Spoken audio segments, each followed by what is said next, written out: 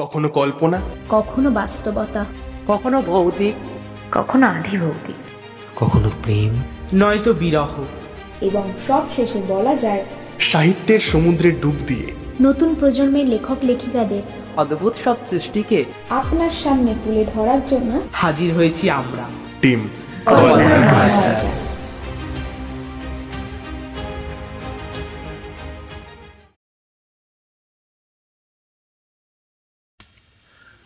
নমস্কার, কল্পনার মায়াজাল ইউটিউব চ্যানেলে আপনাদের সকলকে স্বাগত। আজকে আপনারা যে গল্পটা শুনতে চলেছেন সেটা আগেও শুনেছেন, তবে পর্ব অনুযায়ী। আজকে ওই পর্ব দুটোকে কম্বাইন্ড করে আপলোড করা হচ্ছে আপনাদের জন্য। এবার আপনাদের মনে হবে পুরনো গল্প কেন, নতুন গল্প কেন নয়। আসলে আমরা একটা বড় প্রজেক্ট আনতে চলেছি আপনাদের জন্য এই মহালয়াতেই। সেই জন্যই নতুন গল্পের উপরে কাজ করা অনেকটা কঠিন হয়ে উঠেছিল আমাদের জন্য, যেহেতু আমরা খুবই ছোট একটা টিম নিয়ে কাজ করি। তবে হ্যাঁ, কথা দিচ্ছি আপনারা ঠকবেন না। এই মহালয়ায় আপনাদের জন্য আসছে নতুন কিছু। গল্প নয়, তবে গল্পের মতোই। আশা করছি আপনাদের সকলের ভালো লাগবে। নতুন কিছু, একটা নতুন চেষ্টা। যাই হোক, আজকের গল্পে ফেরা যাক। গল্প পাঠে আমি তুষার। শুরু হচ্ছে আজকের গল্প, যা হয়নি বলা।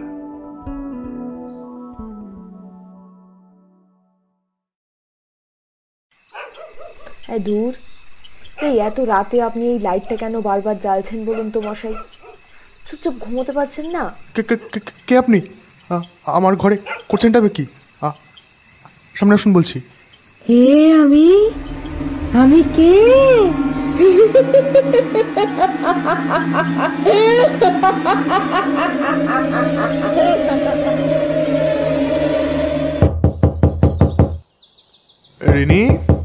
রিনি, শুনতে পাচ্ছ?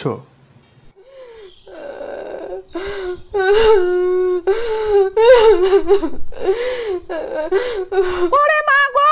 ওরে পালা, ভূত!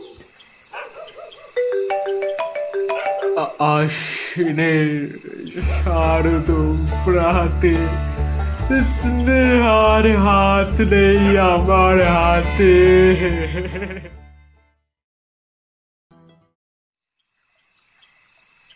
বাবু, কিছু খেয়েছিস তো? হ্যাঁ, খেয়ে নিয়েছি। এই তো সামনে একটা রেস্টুরেন্ট আছে, ওখান থেকেই খাবারটা আনিয়ে নিয়েছিলাম। কি জানি বাপু, 3 মাস ওখানে একা একা কিভাবে থাকবি। আজকে রেস্টুরেন্ট থেকে খাবার আনলি ঠিক আছে, কিন্তু প্রতিদিন রেস্টুরেন্টের খাবার একদম খাবি না। তোমরাও কিন্তু এখানে দিব্যি থাকতে পারতে। বাড়িটা বেশ বড়, 3টে বেডরুম, একটা কিচেন, 2টো ওয়াশরুম। ওখানে মাসির বাড়িতে শুধুই থাকতে গেলে। আরে প্রথমে কি আর জানতাম ওরকম একটা বাড়ি পাওয়া যাবে অতটা কম ভাড়ায়? তুই তো নিজের জন্য ওই 1 BHK ফ্ল্যাটটা ভাড়া নিচ্ছিলি। তারপর আজকে আমরা বেরিয়ে আসার পর হঠাৎ ওই বাড়িটার খোঁজ পেলি, আর এখন তোর মাসি আমায় ছেড়ে দেবে ভাবছিস? কেন রে বাবু, তোর সমস্যাটা কোথায়? তোর মা বাবা আমার বাড়িতে কয়েকটা মাস থাকলে কি অসুবিধাটা হবে আমি শুনি? আমার এই এত বড় একটা বাড়ি থাকতে ওরা ভাড়া কেন থাকতে যাবে? তুই থাক ওই ছাতার মাথার ভাড়ার বাড়িতে। তুই তো আর আসলি না, তুই ভাড়া থাক। সারাদিন শুধু অফিস আর অফিস। অফিসের জন্য নিজের মাসির বাড়িতে না এসে অন্যের বাড়িতে থাকছেন উনি। দীপাঞ্জনা দেবী ঝাঁঝিয়ে উঠলেন পাশ থেকে। উর্মিলা দেবী লাউড স্পিকারে দিয়ে কথা বলছিলেন। তিনি 4 দেওয়ালের ভেতরে থাকলে বেশিরভাগ সময় লাউড স্পিকারেই কথা বলেন। এটা ওনার একটা খারাপ অভ্যাস বলা যেতে পারে।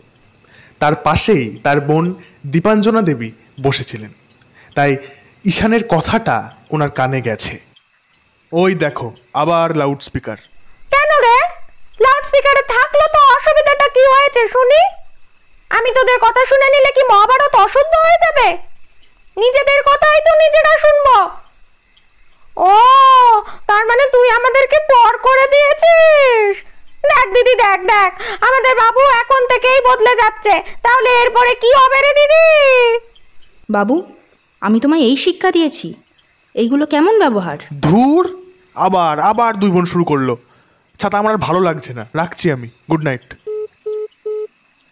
উর্মিলা দেবী আরও কিছু বলতে যাচ্ছিলেন, তবে ঈশান আর জাস্ট নিতে পারছে না। আজকে সারাদিন যা খাটাখাটনি হলো, তারপরে আবার এই দুই বোনের সঙ্গে তর্কে পেরে ওঠা ওর পক্ষে এই মুহূর্তে আর সম্ভব নয়। তার এখন ঘুমের দরকার, একটা টান টান ঘুম। প্রণবেশ ভট্টাচার্য এবং উর্মিলা ভট্টাচার্যের একমাত্র সন্তান হলো ঈশান ভট্টাচার্য। কলকাতার বুকে যেই পুরনো আমলের বনেদি বাড়িগুলি রয়েছে, আরে হ্যাঁ একদম ঠিক ধরেছেন, যেই বাড়ির দালানে দুর্গা পুজো টুজো হয় আর কি, তো ওই রকমই একটা মস্ত বড় বাড়ি ঈশানদেরও রয়েছে। সেখানে প্রতি বছর দুর্গা পুজোও হয় বেশ বড় করে, এবছরেও হবে। তাহলে এখন প্রশ্ন হচ্ছে, ঈশান ভাড়া বাড়ি আর ওর মা বাবা অর্থাৎ প্রণবেশ ভট্টাচার্য এবং উর্মিলা ভট্টাচার্য দীপাঞ্জনা দেবীর বাড়িতে থাকতে কেন গেলেন? এটা জানতে গেলে আপনাদের একটা ছোট্ট গল্প শুনতে হবে। তাহলে গল্পটা বলেই ফেলি নাকি? খুব একটা দেরি করব না, চটপট একদম ছোট্ট করেই বলবো গল্পটা, কারণ এরপরে তো আবার আসল গল্পটাও শুরু করতে হবে, তাই না? আসলে ঈশানদের বাড়ির বয়স নেই নেই করে প্রায় 150-র কাছাকাছি তো হবেই। এর আগে বেশ কয়েকবার নতুন করে রংটং করা হয়েছিল ঠিকই, তবুও বাড়িটির অবস্থা বর্তমানে খুব একটা ভালো বলা চলে না।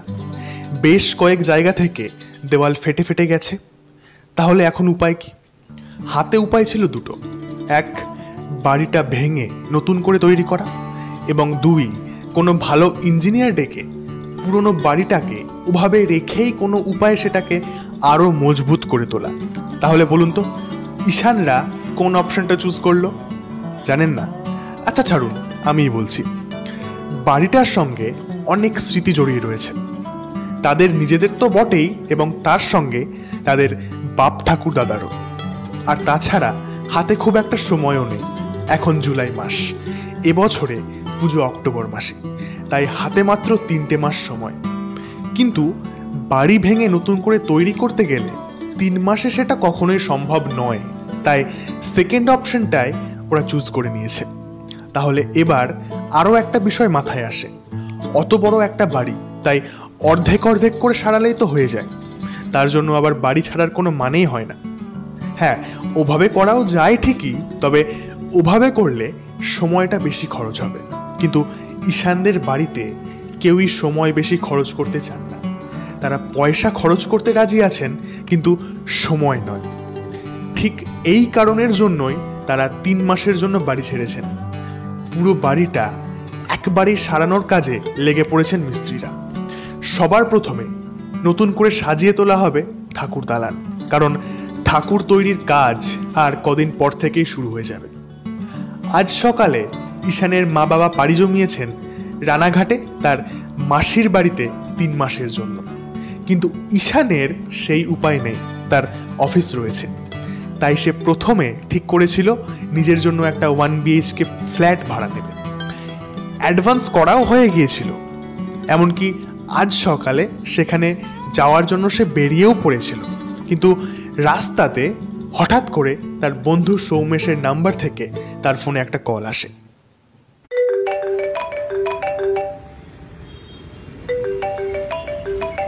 হ্যালো ঈশান, তুই কি শিফট করে গেছিস নাকি? হ্যাঁ, জিনিসপত্র সব প্যাক করে একটা গাড়িতে তুলে দিয়েছি, আর আমি একটা ক্যাবে করে যাচ্ছি।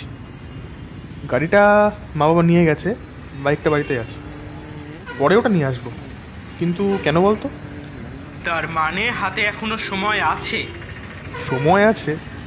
কিসের সময়? একটু ক্লিয়ার করে বলতো ছাতা।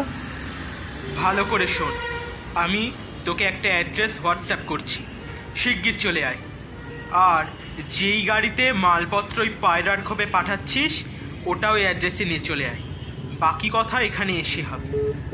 আরে আরে হ্যালো, ধ্যাত, বিপ বিপ শব্দটা জানিয়ে দিয়েছিল সৌমেশ ফোনটা রেখে দিয়েছে। ঈশানের সেই মুহূর্তে মাথাটা গরম হয়ে গেলেও সৌমেশের পাঠানো অ্যাড্রেসে পৌঁছে রাগটা কোথায় যেন নিমেষের মধ্যেই উধাও হয়ে গিয়েছিল। শহরের মধ্যে একটা খোলামেলা বাড়ি, চারিদিকে পাঁচিল দিয়ে ঘেরা ঠিকই, তবে পাঁচিলের ভেতরে বেশ অনেকটা উঠোন রয়েছে এবং সেখান থেকে আকাশটা বৃহৎ দেখায়। বাড়িটা একতলা, 3টে বেডরুম, একটা কিচেন, 2টো ওয়াশরুম এবং একটা বারান্দা।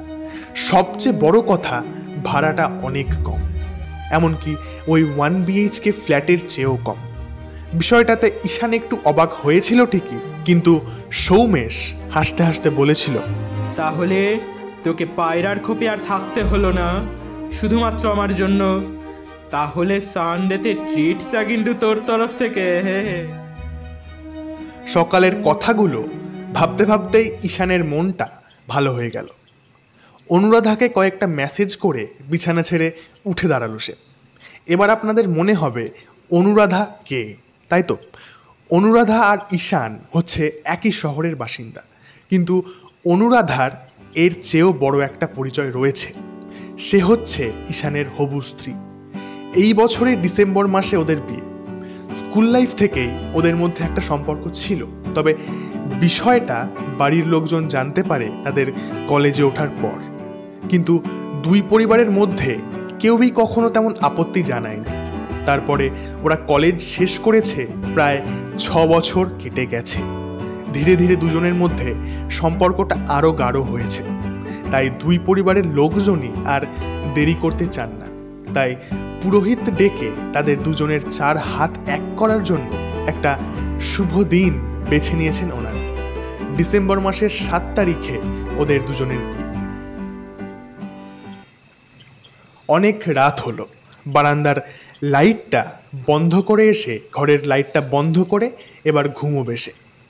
আজ সারাদিন তার প্রচুর খাটাখাটনি গিয়েছে, কিন্তু বাইরে বেরিয়ে ঈশান একটু অবাকই হলো। বারান্দার লাইটটা বন্ধ, কিন্তু তার স্পষ্ট মনে আছে সে ডাইনিং টেবিলের ওপরে ডিনার সেরে বেসিনে হাত ধুয়ে সোজা ঘরে গিয়ে খাটের ওপরে নিজের শরীর এলিয়ে দিয়েছিল।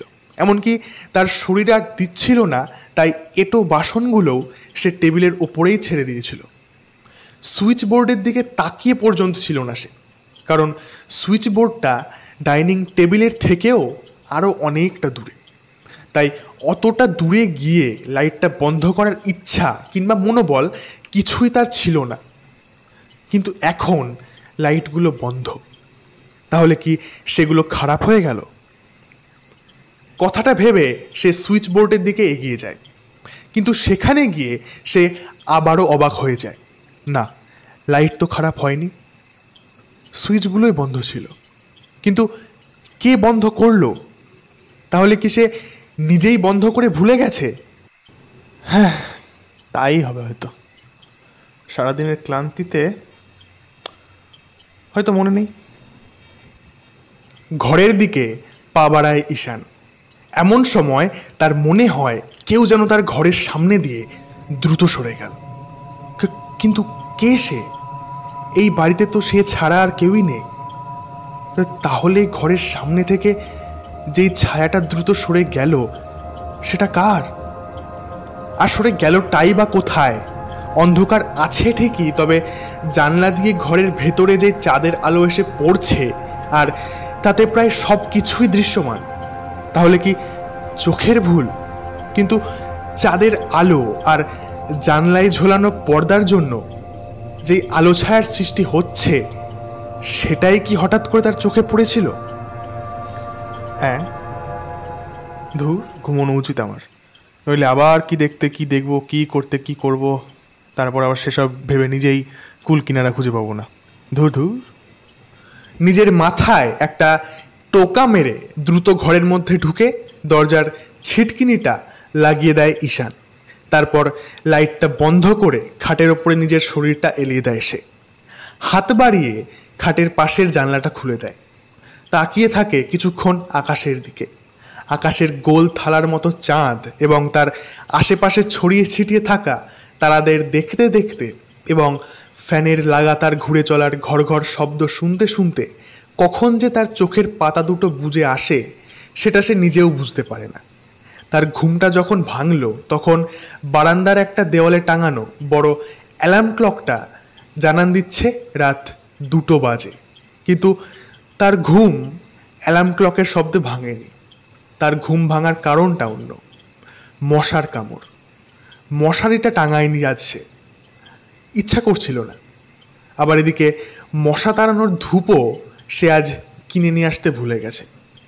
অগত্যা লাইট জ্বালিয়ে ঘুমানোই শ্রেয়, তাতে যদি মশার কামড় কিছুটা লাঘব হয়। কিন্তু লাইটটা জ্বালানোর জন্য হাত বাড়ানোর সময় হঠাৎ কি মনে হতে সে নিজের পায়ের দিকে তাকায়। ঘরের দরজাটা পায়ের দিকেই, এবং ঈশানের স্পষ্ট মনে আছে ঘুমানোর আগে সে দরজার ছিটকিনিটা লাগিয়ে এসেছিল, কিন্তু এখন সেটা হাট করে খোলা। শিরদাঁড়া বেয়ে একটা শীতল স্রোত বয়ে যায় তার। বারান্দার লাইট বন্ধ করার বিষয়টা তার মনে না থাকলেও দরজা বন্ধ করার বিষয়টা তার স্পষ্ট মনে আছে। আর তাছাড়া ঘুমের ঘোরে যদি বাথরুমেও গিয়ে থাকে তবুও বাইরে বেরোনোর কোনো প্রয়োজন নেই, তার ঘরের সঙ্গেই লাগোয়া একটা বাথরুম রয়েছে। আর তাছাড়া ঘুমের ঘোরে যদি সে ঘুরেও বেড়ায়, কিন্তু তার তো উপায় নেই।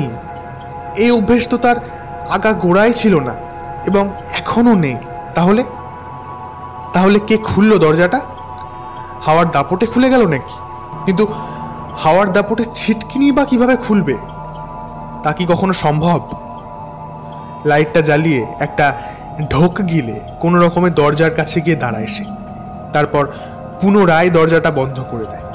কিছুক্ষণ দরজার পাশেই দাঁড়িয়ে থাকে, একটু মৃদু ধাক্কা দেয়, কিন্তু না, দরজা তো খুলল না। তাহলে হাওয়ায় কিভাবে খুলে গেল? নেই, এই উত্তরটা তার জানা নেই। একটা বিষয় হঠাৎ করে ঈশানের মাথায় আসে, আমার ধাক্কাতে দরজা খুলল না, তাহলে আপনা আপনি খুলে গেল কিভাবে? বারান্দার লাইট বন্ধ হয়ে যাওয়া, দরজা খুলে যাওয়া, এগুলোর সঙ্গে কি বাড়িটার কম ভাড়ার কোনো লিঙ্ক আছে? তাহলে কি বাড়িটা ভুতুড়ে, সেই জন্য এতটা কম ভাড়া? ধুর, কি সব আজ খুবই ভাবছি আমি। উফ। নিজের চোখ বুজে 2-3 বার মাথাটা ঝাঁকিয়ে আবার খাটের ওপরে গিয়ে শুয়ে পড়ে ঈশান, কিন্তু এবার লাইটটা জ্বালিয়েই রাখে। বেশ কিছুক্ষণ সিলিংয়ের দিকে চেয়ে থাকার পর চোখ দুটো বুজে নেয় সে। আর ঠিক সেই মুহূর্তে টক করে একটা শব্দ শোনা যায়। সেই শব্দে তার বুকের রক্ত জল হয়ে যায়, নিঃশ্বাস প্রশ্বাস হয়ে ওঠে দ্বিগুণ, কপালে বিন্দু বিন্দু ঘাম জমতে শুরু করে তার। কিন্তু সে চোখ দুটো খোলার সাহস জোগাড় করে উঠতে পারে না, কারণ সে জানে শব্দটা কিসের। চোখ খোলার পরে সে কি দেখতে পাবে। কয়েক মুহূর্ত সে স্থির হয়ে সেভাবেই শুয়ে থাকে। ফ্যানের হাওয়ার সত্ত্বেও শরীর থেকে তরতর করে ঘাম ঝরতে থাকে তার। কান পেতে কিছু একটা শোনার চেষ্টা করেও ব্যর্থ হয় সে। সারা ঘরে সিলিং ফ্যানের ঘর ঘর শব্দ আর বাইরে থেকে আসা ঝিঝি পোকার ডাক ছাড়া কিছুই আর শোনা যাচ্ছে না। একটা বড় করে শ্বাস নেয় সে। আর কতক্ষণ এভাবে পড়ে থাকবে সে? কিছু একটা করতে হবে, করতেই হবে। হাতের মুঠো শক্ত করে দ্রুত চোখ খুলে খাটের ওপরে উঠে বসে পড়ে সে। আর দেখতে পায় তার আন্দাজটাই ঠিক ছিল। গোটা ঘরে ছেয়ে রয়েছে নিকষ কালো অন্ধকার। টক করে হওয়া শব্দটা সুইচের ছিল, লাইটের সুইচ। কেউ সুইচটা বন্ধ করে দিয়েছে, কিন্তু কে? ঘরে তো সে ছাড়া আর কেউ নেই। দ্রুত বেড সুইচের দিকে হাত বাড়ায় ঈশান, এবং ঠিক সেই মুহূর্তে ঘরের 4টে দেওয়ালের মধ্যে ধ্বনিত হয় একটা কণ্ঠস্বর, একটা মহিলা কণ্ঠস্বর। দূর, এই এত রাতে আপনি এই লাইটটা কেন বারবার জ্বালছেন বলুন তো মশাই? চুপচাপ ঘুমোতে পারছেন না? কে আপনি? আমার ঘরে করছেনটা কি? সামনে আসুন বলছি। এই আপনি আবার লাইটটা জ্বাললেন? আপনাকে বারণ করলাম না? আমি লাইট জ্বালাবই, অন্ধকারে আমার অস্বস্তি হয়। হ্যাঁ, আর আমার আলোতে। আপনার আলোতে অস্বস্তি হয় তাতে আমার কি? কে আপনি? আর কোথা থেকে বা কথা বলছেন? আমি আপনাকে দেখতে পাচ্ছি না কেন? কোথায় আপনি? হে, আমি কে?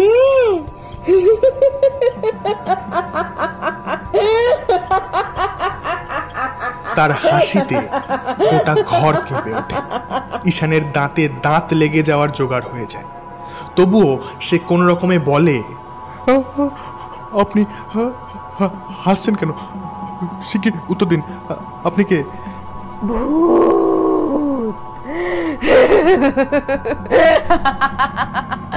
ও মা গো, ভূত! রাম রাম রাম রাম রাম রাম রাম রাম রাম রাম রাম রাম রাম।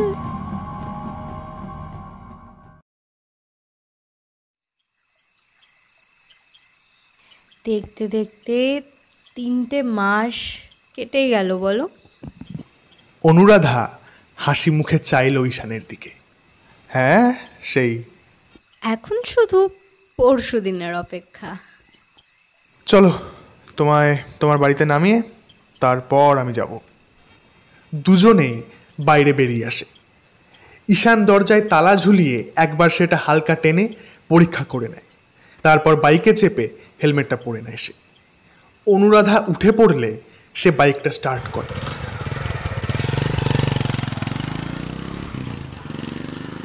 রাত 9:30 বাজে। তবুও রাস্তাঘাট এখনো প্রায় জমজমাট বললেই চলে।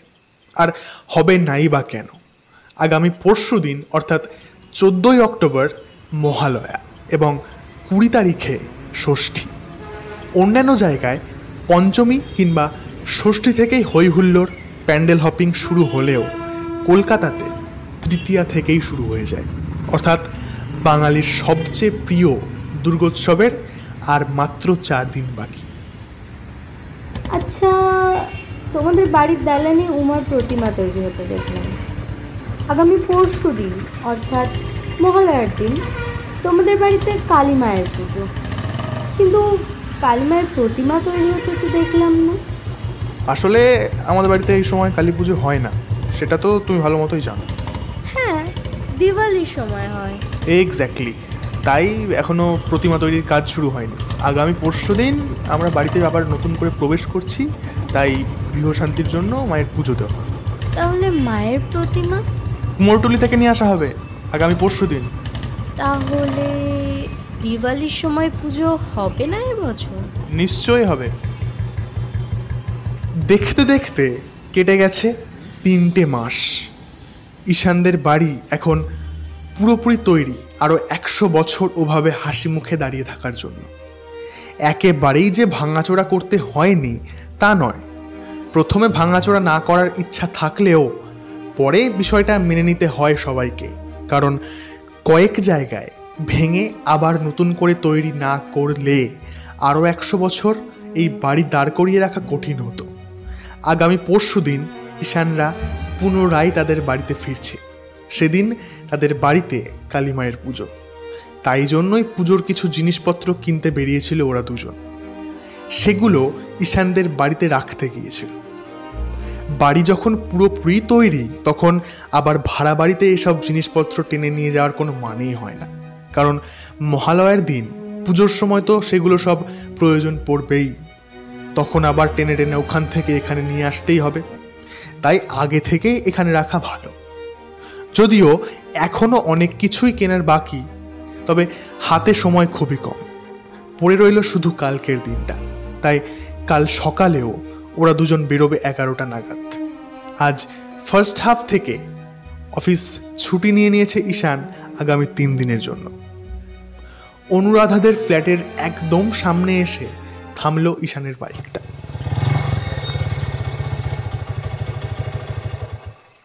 তাহলে কাল সকাল 11টায় দেখা হচ্ছে। এই, তুমি ভেতরে যাবে না?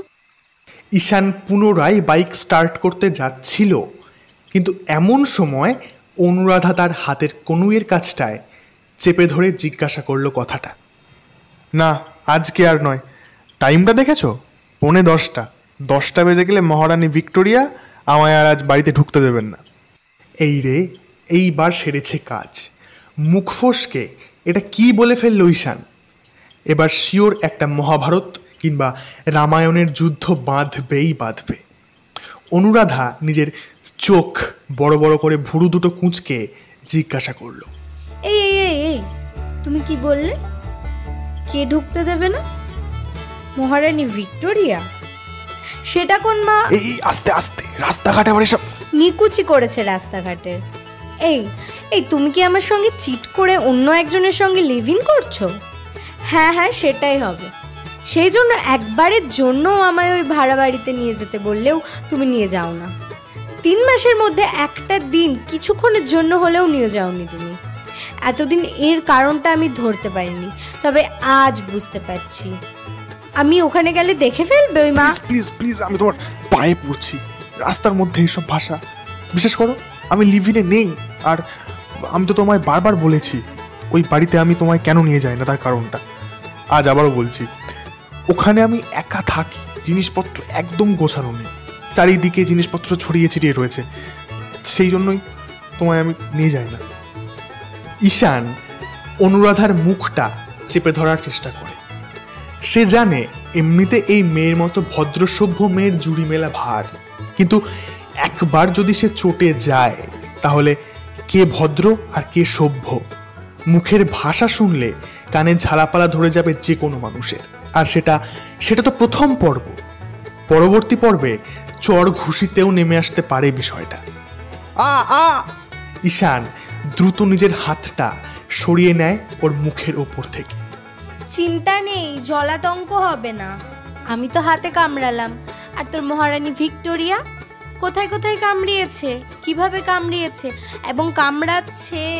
প্লিজ প্লিজ প্লিজ প্লিজ না মারিয়ে আগে বল কার সঙ্গে লিভিনে আছিস, আর কবে থেকেই বা আছিস?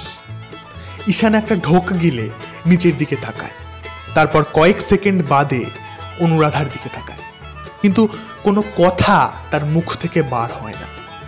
কি হলো? আমি কি জিজ্ঞেস করেছি? উত্তর চাই আমার। আমি লিভিনে নেই, বিশ্বাস করো। তাহলে মহারানী ভিক্টোরিয়াটি কে? মহারানী ভিক্টোরিয়া? আরে আমার ওই ভাড়া বাড়ির মালকিন। হ্যাঁ মালকিন, বয়স্ক মহিলা, 75 বছর পেরিয়ে গেছে বোধহয়। হ্যাঁ হ্যাঁ হ্যাঁ, পেরিয়ে গেছে। কিন্তু ওই বাড়ির মালকিন তো ওই বাড়িতে থাকে না। এই রে, কি হলো? উত্তর দে। হ্যাঁ হ্যাঁ, থাকেন না তো। আমি তাকে মহারানী ভিক্টোরিয়া বলেছি নাকি? তাই আমার কথাটা এখনো শেষ হয়নি, কথাটা শেষ করতে তো দাও। অনুরাধা নিজের কোমরে হাত দিয়ে নিজের জ্বলন্ত চোখ নিয়ে এক দৃষ্টে চেয়ে থাকে ঈশানের দিকে। ঈশান সেদিকে তাকিয়েই মুখটা নামিয়ে নেয়। তারপর একটা ঢোক গিলে সে বলতে আরম্ভ করে, তো ওই বাড়ির যিনি মালকিন তিনি একটা রাস্তার নেড়িকে খেতে দিতেন, ওর নাম ভিক্টোরিয়া। তাই আমি মজা করে মহারানী ভিক্টোরিয়া বলি আর কি। রাত 10টার সময় ও গেটের সামনে এসে লেজ নাড়ায়। আসলে ওকে আমি ওই সময় খেতে দিই তো। হ্যাঁ খেতে দিই, দেরি হলে আবার খুব রাগ করে, তখন আবার আমাকে কামড়াতে আসে। হ্যাঁ, তাই তাড়াতাড়ি ফিরতে হবে, নইলে বাড়িতে ঢুকতে পারবো না। আসি, হ্যাঁ কাল সকালে দেখা হবে। Good night.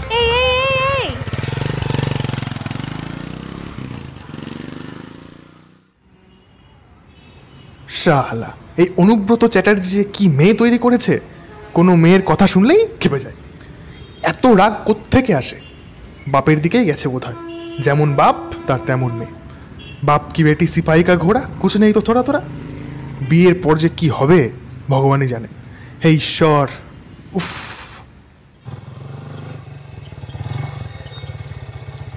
মিনিট 15-র মধ্যে বাড়িতে পৌঁছে যায় ঈশান। একবার হাত ঘড়ির দিকে তাকিয়ে চমকে ওঠে সে। 10টা 5। আজ শিওর কপালে শনি নাচছে। দ্রুত কলিং বেলটা বাজায় সে। কয়েক সেকেন্ড বাদে দরজাটা খুলে যায় এবং ভেতর থেকে একটা মহিলা কণ্ঠস্বর শুনতে পাওয়া যায়। আমি বলেছি না 10টার এদিক ওদিক যেন না হয়, কথা কানে যায় না নাকি? সরি, আজ একটু দেরি হয়ে গেল, কিছু মনে করো না প্লিজ।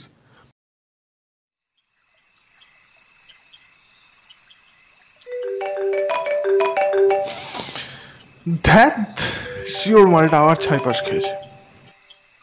এইটা প্রথম নয়, প্রত্যেক মাসে অন্তত 5 থেকে 6 বার সৌমেশ রাতের বেলায় ড্রিঙ্ক করার পরে ফোন করে তাকে, ওর জীবনের সব কেচ্ছা কাহিনী শোনায়।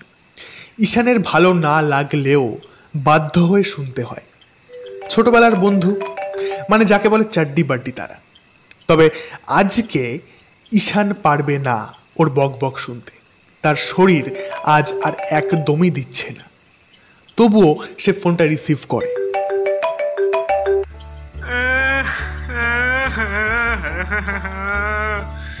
স্নেহা আমায় কেন ছেড়ে গেল ভাই? দেখ ভাই, বিশ্বাস কর, আমি আজ আর জাস্ট পারছি না।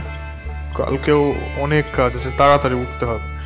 তোর কিচ্ছা আমি অন্যদিন শুনবো, কেমন? Good night. হ্যাঁ। সৌমেশ আরো কিছু বলতে যাচ্ছিল, কিন্তু তার আগেই ঈশান ফোনটা রেখে দেয়। এই একটা কাহিনী শুনে শুনে ঈশানের কান প্রায় পৌঁছে গেছে। স্নেহা কেন ছেড়ে গেল? তখন ক্লাস 11, সবে সবে পাখনা গজিয়েছে সবারই। রাস্তাঘাটে ঝরে জঙ্গলে যে যেমন পারছে সেভাবেই প্রেম করছে। ঠিক তেমনই স্নেহা নামের একটা মেয়ের প্রেমে, মানে একেবারে যাকে বলে হুমড়ি খেয়ে পড়েছিল সৌমেশ। মাস দুয়েক টিকেছিল সেই প্রেম, কিন্তু সেই মেয়ের মন প্রায় প্রতি মাসেই অন্যের জন্য ধকধক করে উঠত। স্বভাবতই নতুন একজনের জন্য তার মন ধকধক করে ওঠে এবং সৌমেশের পাত্তা কাট হয়ে যায়। তবুও বলতে গেলে এই সম্পর্কটা 1 মাস একটু বেশিই টিকে গিয়েছিল। অন্যদের সঙ্গে 1 মাস টেকে, সেখানে সৌমেশের সঙ্গে 2 মাস, হয়তো পুজোর বোনাস হিসেবেই। সে যাকে তো সেই থেকে পেটে একটু জয় শ্রীরাম পড়লেই সৌমেশের সেই একই কাহিনী মনে পড়ে যায় এবং বাধ্য ছেলের মতো সেই কাহিনী ঈশানকে শুনতে হয়। তাই আজকেও এর ব্যতিক্রম হয়নি। আবার ফোনটা বেজে ওঠে তার। প্লিজ ভাই, ঘুমোতে দে, আজ ঘুমোতে দে। স্নেহা, আমার স্নেহা আমায় কেন ছেড়ে গেল ভাই? আমার মধ্যে কি কম ছিল? কাণ্ডজ্ঞান। রাখলাম।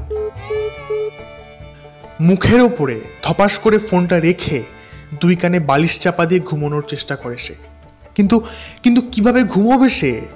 ফোনটা তো পুনরায় বাজতে আরম্ভ করেছে। রিনি, রিনি, প্লিজ একটু এসো। কি হয়েছেটা কি? এত রাতে এভাবে গলা ছেড়ে চিৎকার করার কি আছে?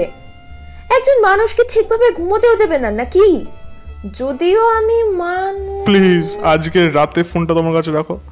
বারবার ফোন করে চালাচ্ছে, বারবার ঘুমোতে দিচ্ছে না। কালকে আবার কাজ আছে অনেক। তো ফোনটা সুইচ অফ করে দিলেই তো ল্যাটা চুকে যায়। না, যদি মা বাবার কোনো বিপদ হয়, ঠাকুর সঙ্গে আছেন, জানি কখনো কিছু হবে না, তবুও আমি রিস্ক নিই না। সেই জন্য ফোনটা কখনো সুইচ অফ করতে পারি না। হ্যাঁ, রাত বিরেতে তোমার বাবা তো আমাজনের জঙ্গলে ঘুরে বেড়াচ্ছে, তাই বিপদ হবে। চত্ব সব রঙ্গ দেখলে আর বাঁচি না। প্লিজ আজকের রাতটা প্লিজ। ফোনটা সে বাড়িয়ে দেয় রিনির দিকে। কি করতেটা হবে কি? কিছুই না, শুধু মা বাবার কল আসলে আমাকে জাগিয়ে দিও, আর বাকিগুলো তোমার যা ইচ্ছা, কিন্তু শুধু মা বাবারটা। হ্যাঁ হ্যাঁ, বুঝেছি বুঝেছি, আর কিছু বলতে হবে না। চেপে যাও, নয়তো মুখে স্যালোটেপ মেরে দেবো। রাত বিরেতে অত বেশি ফটর ফটর আমার পোষায় না। কথাটা বলতে বলতে রিনি দরজা দিয়ে বেরিয়ে যায়। এই রে, শুধু মা বাবার কথা বললাম, অনুরাধার কথা তো বললামই না ওকে। সে যাকে, এমনিতেও ওদের 3 জনের মধ্যে কেউই কল করবে না। ঘুমোই।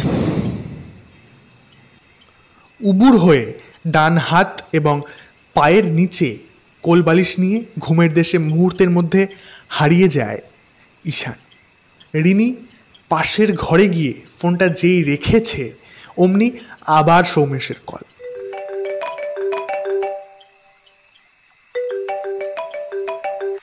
আশ্বিনের শারদ প্রাতে স্নেহার হাত নেই আমার হাতে। এখন এক মাতালে বাচ্চা, রাতের বেলায় ফোন করে তুমি শারদ প্রাতে মারাচ্ছ শালা। ভাই তুই মেয়েতে কনভার্ট হয়ে গেছিস? এ মা, আমার সেই হ্যান্ডসাম বন্ধুটার নেই। সে যাকে এখন হয়তো বিউটিফুল লেডি হয়ে গিয়েছে। উফ, চল না ভাই প্রেম করি। এ মাতালের বাচ্চা, এ তোর প্রেম আমি মারাচ্ছি, ফোনটা রাখ। ধমক দিয়ে নিজেই ফোনটা রেখে দেয় রিনি। সৌমেশ আর ফোন করে না, সে ভেবাচাকা খেয়ে ঘুমিয়ে পড়ে।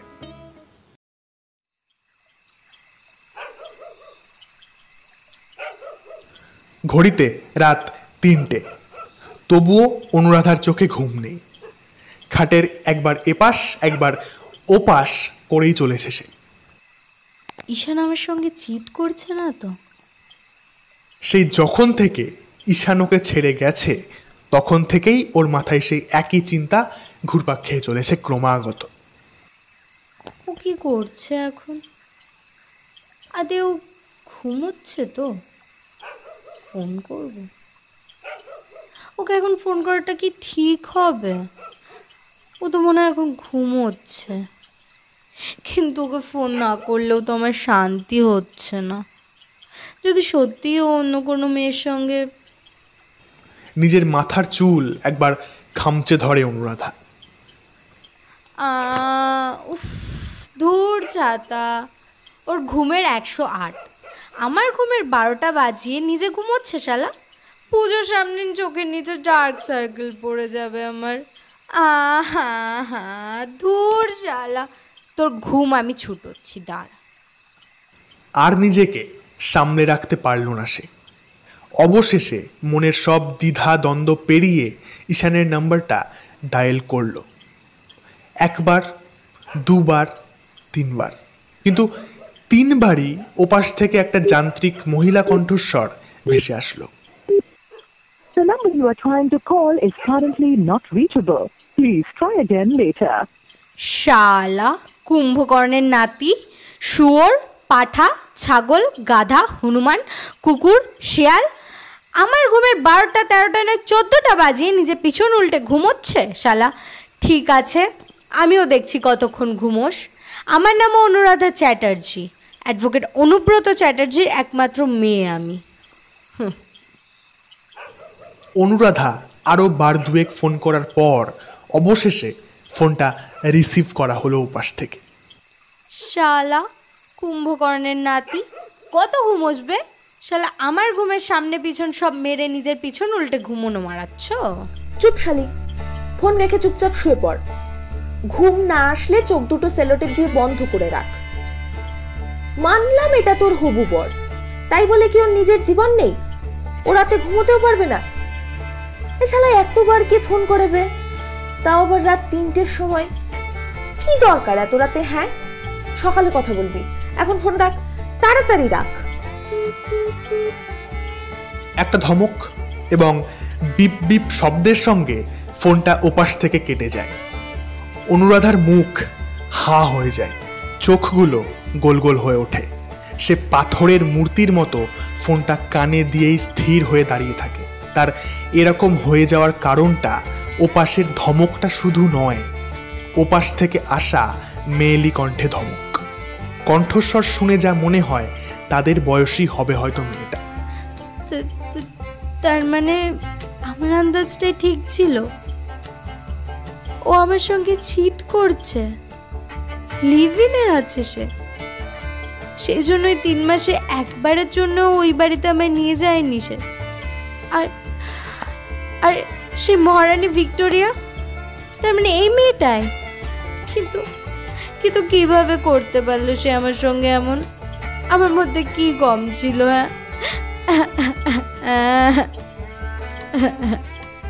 খাটের উপরে ধপাস করে বসে পড়ে সে। কিছুক্ষণ হাউমাউ করে কাঁদার পর ফোনটা আবার নিজের হাতে তুলে নেয়। ঠিক আছে, আমিও দেখে নিচ্ছি। তারা শালা তুই তো লিভিনে থাকা ছোটাচ্ছি আমি। চোখ নাক মুছতে মুছতে ঈশানের মায়ের নাম্বারটা ডায়াল করে সে। কয়েকবার রিং হওয়ার পরেই ওপাশ থেকে একটা উদ্বিগ্ন ঘুমজড়িত কণ্ঠস্বর ভেসে আসে। কি হলো রে মা? কিছু হয়েছে নাকি এত রাতে? অনুরাধা হাউমাউ করে কেঁদে ওঠে। তার কান্না শুনে উর্মিলা দেবী আরো উদ্বিগ্ন হয়ে যান। মা তুই কাঁদছিস কেন? কি হয়েছে শিগগির আমায় বল। মামনি, তোমার ছেলে আমার সঙ্গে চিট করছে। এত রাতে এরকম একটা কথা শুনে উর্মিলা দেবী যেন আকাশ থেকে পড়লেন। হ্যাঁ মা, কি বললি? আরেকবার বল। তোমার ছেলে অন্য একটা মেয়ের সঙ্গে থাকছে দিনের পর দিন, সেই জন্যই ওই ভাড়া বাড়িতে আমাকে কখনো নিয়ে যায়নি।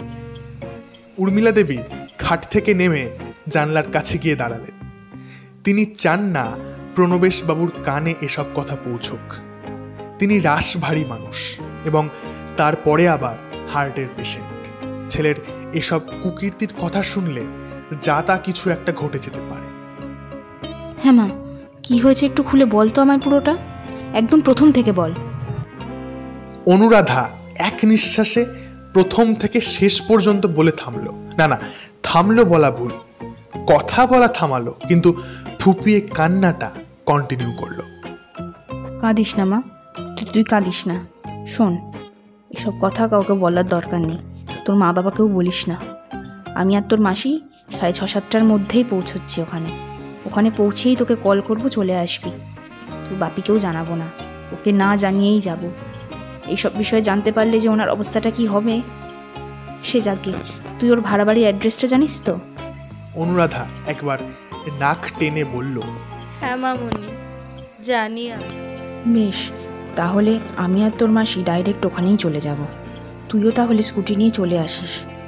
কিন্তু অত সকালে তো, তোর মা বাবাকে কি বলবি? হ্যাঁ, ভালো একটা বুদ্ধি এসেছে আমার মাথায়। শোন, এমনিতেও তো তুই আজকাল কেনাকাটা করার জন্য ঈশানের সাথে বেরোচ্ছিসই, তাই বলবি আজ একটু তাড়াতাড়ি যেতে হবে, প্রচুর কাজ, কারণ আগামীকাল পুজো। ব্যাস, এটা বলেই বেরিয়ে চলে আসিস। এখন রাখছি, হ্যাঁ? আর শোন মা, একদম কাঁদবি না তুই। ঈশানকে আর ওই বাজারে মেয়েকে আমি আর তোর মাসি দেখে নিচ্ছি, তুই একদম চিন্তা করবি না। পারলে কিছুক্ষণ ঘুমিয়ে নে। ওকে মামনি।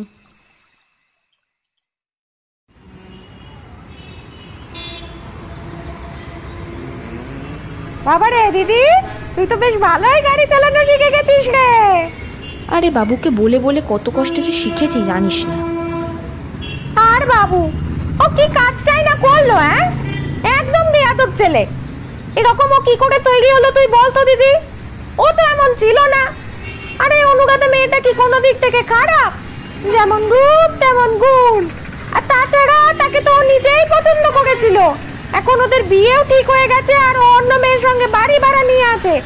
ছি ছি ছি ছি দিদি ছি। আমি একটু ভাবতে পারছি না আমাদের বাবুটার পেটে পেটে এত কিছু। আমি তোকে সাদাসিধে ভদ্র নম্র জানতাম। এক নিঃশ্বাসে কথাগুলো বলে নিজের কপালটা ধরে দুই দিকে মাথা দোলালেন দীপাঞ্জনা দেবী। কিন্তু উর্মিলা দেবী কোনো উত্তর দিলেন না, শুধু তার চোখ দুটো দাউ দাউ করে জ্বলে উঠল এবং তিনি গাড়ির গতিটা আরো বাড়িয়ে দিলেন।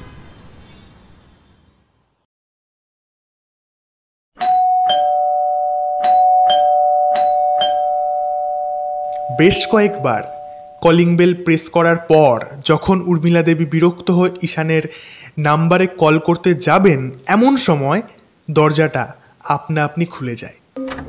দীপাঞ্জনা দেবী আর অনুরাধা একটু পিছনের দিকে দাঁড়িয়েছিল। তিনজনেই চমকে উঠল। আশেপাশে তো কেউ নেই, দরজাটা খুলল কে? তাহলে কি দরজাটা ভেজানো ছিল, হাওয়ার দাপটে খুলে গেল? সেটাই হবে হয়তো। তিনজনেই একবার তিনজনের মুখের দিকে চাওয়াচাওয়ি করার পর ভেতরে প্রবেশ করল। প্রথমে উর্মিলা দেবী এবং ওনার পিছনে দীপাঞ্জনা দেবীর হাত ধরে অনুরাধা। ভেতরে প্রবেশ করেই অনুরাধা অবাক হয়ে গেল। কোথাও তো কোনো অগোছালো জিনিসপত্রের চিহ্ন মাত্র নেই। কিন্তু গত 3 মাসে ঈশান তাকে সেই কথাটা বলেই বারবার এই বাড়িতে আসা থেকে আটকেছে। যতবার অনুরাধা আসতে চেয়েছে ততবারই সে এই একই অজুহাত দিয়েছে। অনুরাধার গলার কাছটায় কি যেন একটা বাঁধো বাঁধো মনে হয়, চোখ দিয়ে জল গড়িয়ে আসতে চায়, কিন্তু সে কোনো রকমে সেটা সামলে নেয়। মামুনি। উর্মিলা দেবী পিছনের দিকে ফিরে চাইলেন তার দিকে। দীপাঞ্জনা দেবীও তাকালেন তার দিকে। অনুরাধা কাঁদো কাঁদো স্বরে বলল, ও আমায় গত 3 মাসে এই বাড়িতে নিয়ে আসেনি। তার কারণ এখানকার অবস্থা নাকি খুবই খারাপ। মানে সে তো একা থাকে, তাই জিনিসপত্র চারিদিকে সব এলোমেলো করে রাখা। আমি আসলে নাকি এক মুহূর্তও দাঁড়াতে পারবো না। কিন্তু আমি ওকে এটাও বলেছিলাম যে আমি এসে সব গুছিয়ে দেব, তবুও নিয়ে আসেনি। কিন্তু কোথায়? কোথাও তো নোংরা আবর্জনা নেই, অগোছালো জিনিসপত্র নেই। তা থাকবে কিভাবে? বুঝতে পারছিস না? এই মেয়েটাকে এখানে এনে রেখেছে, সেই তো সবকিছু পরিষ্কার করে রেখেছে। আর তুই এখানে আসলে তাকে দেখে ফেলবি, সেই জন্য তোকে এখানে নিয়ে আসে। আমাকে এখানে কেউ নিয়ে আসেনি, বিশেষ করে ঈশান তো নয়। দীপাঞ্জনা দেবীর কথা শেষ হওয়ার আগেই একটা মহিলা কণ্ঠস্বরে গম গম করে ওঠে গোটা বাড়ি। তিনজনেই চমকে এক জায়গায় জড়সড় হয়ে যায়। চারিদিকে তারা মাথা ঘুরিয়ে দেখে, কিন্তু তবুও কাউকে দেখতে পান না তারা। দীপাঞ্জনা দেবী কয়েক সেকেন্ড চুপ করে থাকার পর হাঁক ছাড়েন। কি বলতে চাও তুমি? তোমাকে এখানে ঈশান নিয়ে আসেনে তো কে নিয়ে এসেছে শুনি? কখন থেকে আছো তুমি এখানে? জন্ম থেকেই এখানে ছিলাম। এবং সব কথা পরে হবে, তুমি আগে সামনে এসো। যা বাবা, সামনেই তো দাঁড়িয়ে আছি। সকাল সকাল কি আর কি হচ্ছে নাকি? সামনে আছো মানে কি আমরা কি অন্ধ? আমার উঠবি হাজবেন্ডের সঙ্গে দিন রাত কাটাচ্ছ আবার। অনুরাধা আরো কিছু বলতে যাচ্ছিল, কিন্তু পারে না। ঠিক যেন শূন্যে অদৃশ্য কোনো একজনের হাত তার গালে সজোরে একটা চড় বসিয়ে দেয়। চটাস করে একটা শব্দের সঙ্গে তার ফর্সা গালটার ওপরে 5 আঙুলের একটা ছাপ পড়ে যায়। এই শোন, আমি না তোর উডবির কাছে যাইনি। সে নিজে এসেছিল আমার বাড়িতে থাকার জন্য। আর পড়ে রইল ইয়ার্কি মারার কথা। আমি ইয়ার্কি মারছি? হ্যাঁ, আমি তোদের সামনে দাঁড়িয়ে নেই? তাহলে তোর গালে চটটা কে মারলো বে? আমি একদম ঠিক তোদের সামনেই দাঁড়িয়ে আছি, তোরা দেখতে পাচ্ছিস না। আসলে রক্ত মাংসের মানুষকে চোখে দেখতে পাওয়া যায়, কিন্তু আত্মাকে কি আর চোখে দেখা যায়? কয়েক সেকেন্ড নিস্তব্ধতা। সবাই হয়তো কথাটির অর্থ বোঝার চেষ্টা করছিল। আর যখন তারা বুঝল, মুহূর্তের মধ্যেই তিনজন এদিক ওদিক ছিটকে গেল।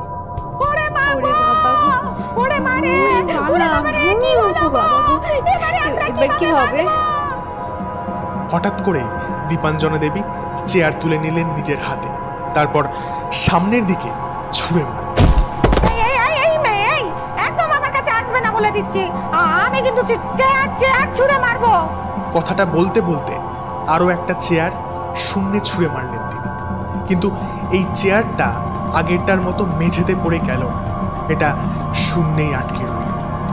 সেই দৃশ্য দেখে সবার বুকে রক্ত জল হয়ে যাওয়ার জোগাড়। কিন্তু কে জানতো যে এখনো অনেক কিছু বাকি রয়েছে। গোটা বাড়ি কেঁপে উঠল সেই শব্দে। দীপাঞ্জনা দেবী সাহস করে 3 নম্বর চেয়ারটা নিজের হাতে তুলে নিয়েছিলেন, কিন্তু সেই হাসির শব্দে তার হাত থেকে সেই চেয়ারটা মেঝের ওপরে পড়ে গেল। তিনজনেই দ্রুত এক জায়গায় হলেন। থরথর করে কাঁপতে আরম্ভ করলেন তিনজনই। হঠাৎ ডাইনিং টেবিলটা শূন্যে ভাসতে আরম্ভ করল। সেই দৃশ্য দেখে তিনজনেরই প্রাণ যায় যায় অবস্থা। ভালো করে শোন, আমি 5 গুনব, আর 5 গোনার মধ্যে যদি তোরা এখান থেকে বিদায় না হোস, তাহলে তোদের কি অবস্থা করব সেটা তোরা বুঝতেই পারছিস। তাহলে কাউন্ট করি। 1 2 3 4। পালা রে পালা রে পালা! শিগগির চল। দরজায় সজোরে একটা রাম ধাক্কা মেরে তিনজনে এক এক করে বাইরে পালিয়ে গেল। ধরাম করে শব্দ শুনে ঈশান ধরফড়িয়ে খাটের ওপরে উঠে বসল। কি হলো কেসটা? ঈশান দ্রুত বাইরে বেরিয়ে আসলো। বাইরে এসেই সে থমকে দাঁড়িয়ে পড়ল। ডাইনিং টেবিল থেকে শুরু করে ঘরের যাবতীয় সব কিছু এদিক ওদিক ছড়িয়ে ছিটিয়ে রয়েছে। বাইরের দরজাটাও হাট করে খোলা। কিন্তু রিনি তো কখনো ওভাবে দরজা খুলে রাখে না। আর এভাবে ঘরময় জিনিসপত্রই বা ছড়ালো কে? ঈশানের মাথায় কিছুই ঢুকছে না। সে একটা ঢোক গিলে রিনির ঘরের দরজার দিকে তাকালো। দরজাটা বন্ধ, তার মানে রিনি ভেতরেই আছে। সেদিকে পা বাড়ালো সে। রিনির দরজায় টোকা দিল। রিনি শুনতে পাচ্ছ? হ্যাঁ, শুনতে তো পাচ্ছি। এতক্ষণে মহারাজের ঘুম ভেঙেছে। বাড়িতে এত কিছু হয়ে গেল, এত চিৎকার চেঁচামেচি হুটোপাটা, তবুও ওনার ঘুম ভাঙলো না। এখনো ঘুমাও গা, যাও, ওঠার প্রয়োজন নেই। আর যদি চাও তাহলে সারা জীবনের জন্যেও ঘুম পাড়িয়ে দিতে পারি আমি তোমায়। ঘরের ভেতর থেকে রিনির চিৎকার ভেসে আসলো। কথাগুলো পুরোটাই মাথার ওপর দিয়ে বাউন্সারের মতো চলে যায় ঈশানের। সে একটা ঢোক গিলে নিজের মাথাটা একবার চুলকে নেয়। রিনি দেখো, মাথা গরম করো না। কি হয়েছে সেটা কি একবার আমায় বলা যায় না? যা না যা, তোর হবু বউকে গিয়ে জিজ্ঞেস করগা। আমার থেকে সে ভালো করে বলতে পারবে। ঈশানের ভুরু দুটো কুঁচকে যায়। অনুরাধা এসেছিল নাকি? শুধু অনুরাধা নয়, তার সঙ্গে আবার দুজন মহিলাও ছিল। তোর মা, মাসি, শালা সবগুলোর কি চ্যাটাং চ্যাটাং কথা মাইরি। ঘাটটা মোটকে দিলেই বোধহয় ভালো। তারপরে কি হলো? রিনিকে থামিয়ে জিজ্ঞাসা করলো ঈশান, কিন্তু রিনি কোনো উত্তর দিল না। কি হলো রিনি, তুমি চুপ করে গেলে কেন? এই শালা, তোকে বললাম না তোর বউ আমার থেকে ভালো জানে। সকাল সকাল আমার মাথাটা আর খাস না তো। যা যা যা, এমনিতেই রাতের বেলা ওই বাতালের বাচ্চা মাথা খেয়েছে, তারপর আবার সাত সকালে গোটা ফ্যামিলি এসে সে কি কাণ্ড মাইরি। আমি নাকি ওদের ছেলেকে ভর করে রেখেছি। ঈশান চুপ করে গেল। কিছুটা হলেও সে আন্দাজ করতে পারছে এখানে কি হয়েছে, কিন্তু এখন কি করা উচিত সেটা সে বুঝতে পারছে না। এমনিতেই ঘুম থেকে উঠে তার মাথা ঠিকভাবে কাজ করছে না। সে স্থির হয়ে দাঁড়িয়ে রইল ওখানেই বেশ কিছুক্ষণ। তারপর বাইকের চাবিটা নিয়ে বেরিয়ে গেল বাইরে। ওখানেই পাবো ওদের, বিড়বিড় করে উঠল ঈশান। তারপর বাইক স্টার্ট করে তাদের পুরনো বাড়ির দিকে এগোল। সে জানে এখন তারা সেখানেই থাকবে।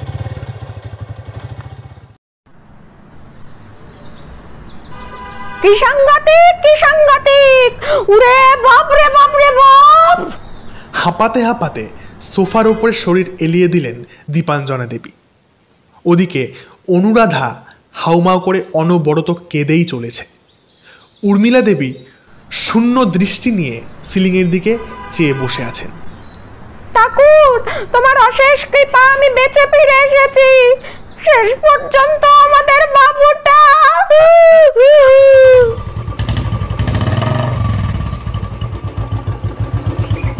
হঠাৎ বুলেটের শব্দ শুনে দীপাঞ্জনা দেবী ভূত দেখার মতন চমকে উঠলেন। তিনি দ্রুত সোফা ছেড়ে উঠে দাঁড়ালেন। তারপর গোটা ঘরময় ছুটোছুটি আরম্ভ করলেন। ওরে বাবা রে, ওরে মা গো, এইবার আমি কি করব? কোন দিকে লুকাবো? ওর নাম নিলাম আর ও চলে গেল। আদৌ একা এসেছে কিনা তা আমি জানি না। ঈশান ড্রয়িং রুমে এসে উপস্থিত হলো। সবার হাবভাব লক্ষ্য করে সে চমকে উঠল। এ কি অবস্থা সবার সকাল সকাল? আর আর অনুরাধা কাঁদছেই বা কেন? যদিও এখানে এসে এরকমই যে একটা দৃশ্য দেখতে হবে সেটা সে আগে থেকেই আন্দাজ করেছিল। সে ধীর পায়ে এগিয়ে গেল অনুরাধার দিকে। অনুরাধা, তো তুমি কাঁদছো কেন? কি হয়েছে তোমার? তো তুই আগে বল, তুই একা এসেছিস তো নাকি তাকেও সঙ্গে করে নিয়ে এসেছিস? দীপাঞ্জনা দেবী দূর থেকেই চিৎকার করে উঠলেন। তা আমি একা আসবো না তো কাকে নিয়ে আসবো সঙ্গে করে? তুই জানিস না আমরা কার কথা বলছি? দেখ বাবু, নাটক করিস না। আমরাও ওখানে গিয়েছিলাম, সব দেখে এসেছি। বাবারে কি সাংঘাতিক, কি সাংঘাতিক! ভাবলেই আমার গাটা কেমন কাঁটা দিয়ে উঠছে। উফ! ধুর, হেয়ালি না করে ওখানে কি হয়েছে সেটা কি কেউ ক্লিয়ারলি বলবা? আমি বলছি তোমায়। এক হাত দিয়ে চোখ মুছতে মুছতে ভাঙা স্বরে বলে উঠল অনুরাধা। তারপর পুরো ঘটনাটা সে শোনালো ঈশানকে। ঈশান সবটা শুনে নিজের কপালের ওপরে একটা হাত দিয়ে সোফার ওপরে বসে পড়ল। দোষটা আমারই, রাতের বেলায় ওর কাছে ফোনটা রাখতে দিয়েই ভুল করেছি আমি। তার মানে তুই বলতে চাইছিস ভূতের সাথে থাকাটা তোর ভুল নয়? রাতের বেলায় ওর কাছে ফোনটা রাখতে দিয়ে সব ফাঁস হয়ে গেছে, তাই ফোনটা ওর কাছে রাখতে দেওয়া ভুল হয়েছিল? ছি ছি বাবু, ছি ছি, শেষে কিনা ভূতের সঙ্গে। চুপ করো প্লিজ, যা তা বলছো তোমরা, এসব বলতে লজ্জা করছে না? আমাকে চিট করে একটা ভূতের সঙ্গে থাকতে তোমার লজ্জা করলো না? উফ, এদেরকে কিভাবে বোঝাই আমি? কিচ্ছু বোঝানোর দরকার নেই, আমাদের যা বোঝার আমরা বুঝে গেছি। তুই কেমন ছেলে সেটা আমাদের সকলের বোঝা সারা। শেষে কিনা একজন ভূতের সঙ্গে, যাকে চোখে দেখা যায় না পর্যন্ত। ইস, এই দিনটা দেখার জন্যই কি আমি তোকে বড় করে তুলেছি বাবু? তোর ওপরে আমার জাস্ট ঘেন্না হচ্ছে বাবু, ঘেন্না। ঈশান নিজের ঘাড়টা সোফার ওপরে এলিয়ে দিয়ে সিলিংয়ের দিকে তাকিয়ে থাকে। তারপর চোখ দুটো বুজে নেয়। আমি জানি তোমাদের কাউকে এই বিষয়ে কিছু না জানিয়ে আমি একটা অনেক বড় ভুল করে ফেলেছি, তার জন্য আই অ্যাম রিয়েলি সরি। কিন্তু তোমরা যে এরকম ভুলের কথা ভাবছো সেরকম ভুল আমি কিছু করিনি। বিশেষ করো, রিনি আর আমার মধ্যে কোনো সম্পর্ক নেই। জানি তোমরা খুব বিশ্বাস করবে না, এভাবে আধখাপছাড়াভাবে বললে তোমরা বুঝতেও পারবে না, তাই আমাকে একটু পুরোটা আমরা কেউ তোর মুখ থেকে কিচ্ছুটাই শুনতে চাই না। বেরিয়ে যা তুই বাড়ি থেকে। ভূতের সঙ্গে ভূতের বাড়িতে যেমন আছিস তেমনই থাকবে, যা। দীপাঞ্জনা দেবী ঈশানকে থামিয়ে ধমকের সুরে বলে উঠলেন কথাটা। ঈশান একবার উর্মিলা দেবীর দিকে চাইল। তার মুখে কোনো কথা নেই। তিনি শূন্য দৃষ্টি নিয়ে নীরব দর্শকের মতন বসে রয়েছেন। অনুরাধার দিকে তাকাতে ঈশান পারল না। তার ভয় হলো, নিজেকে অসহায় মনে হলো তার। শেষে কিনা তার নিজের পরিবারের লোকজন তাকে বিশ্বাস করছে না। বুক ফেটে কান্না বেরিয়ে আসতে চায় তার, কিন্তু কোনো রকমে নিজেকে সামলে উঠে দাঁড়ায় সে। দরজার দিকে পা বাড়ায়, মুখে কোনো কথা বলে না। দাঁড়াও, আমি শুনতে চাই পুরোটা, সবটা জানতে চাই আমি। চোখ দুটো ছলছল করে ওঠে। সে পিছনে ফেরে। একবার যার সঙ্গে সারাটা জীবন একসঙ্গে কাটানোর সিদ্ধান্ত নিয়েছি, তাকে একজন ভূতের জন্য ছাড়বো কেন? কোথাকার কোন শেওড়া গাছের পেতনি, তার জন্য আমি তোমায় ছাড়বো ভেবেছ? কখনো না।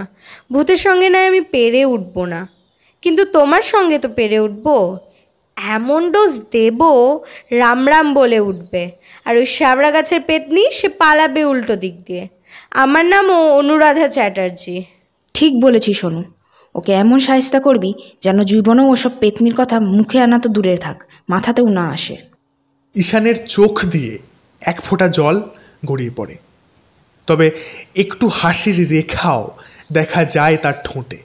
হ্যাঁ হ্যাঁ হ্যাঁ, তো তোরা যখন বলছিস তখন একবার ওকে শুধরে যাওয়ার চান্সটুকু দেওয়াই যায়।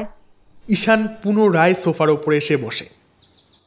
প্রথম দিন থেকে যা যা হয়েছে সব কিছু খুলে বলবে।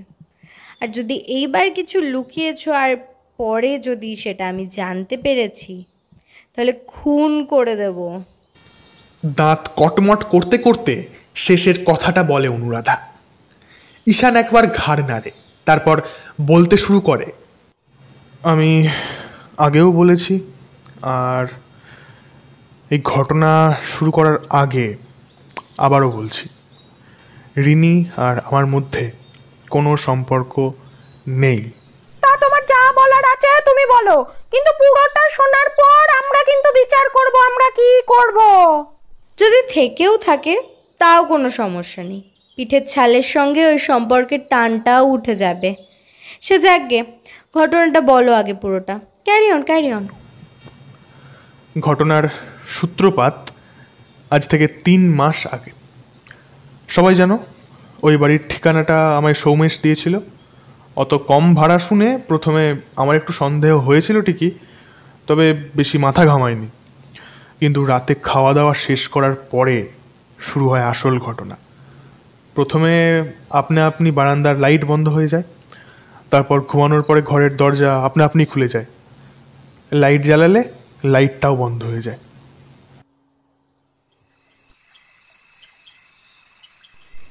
দূর, এই এত রাতে আপনি এই লাইটটা কেন বারবার জ্বালছেন বলুন তো মশাই? চুপচাপ ঘুমোতে পারছেন না? কে আপনি? আমার ঘরে করছেনটা কি? সামনে আসুন বলছি। এই আপনি আবার লাইটটা জ্বাললেন? ও, আপনাকে বারণ করলাম না? আমি লাইট জ্বালাবই, অন্ধকারে আমার অস্বস্তি হয়। হ্যাঁ, আর আমার আলোতে। আপনার আলোতে অস্বস্তি হয় তাতে আমার কি? কে আপনি আর কোথা থেকে বা কথা বলছেন? আমি আপনাকে দেখতে পাচ্ছি না কেন? কোথায় আপনি? হে, আমি কে?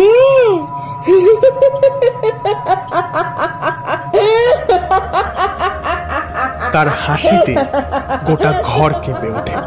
ঈশানের দাঁতে দাঁত লেগে যাওয়ার জোগাড় হয়ে যায়। তবুও সে কোন রকমে বলে, আপনি হাসছেন কেন? শিগগির উত্তর দিন, আপনি কে? ভূত।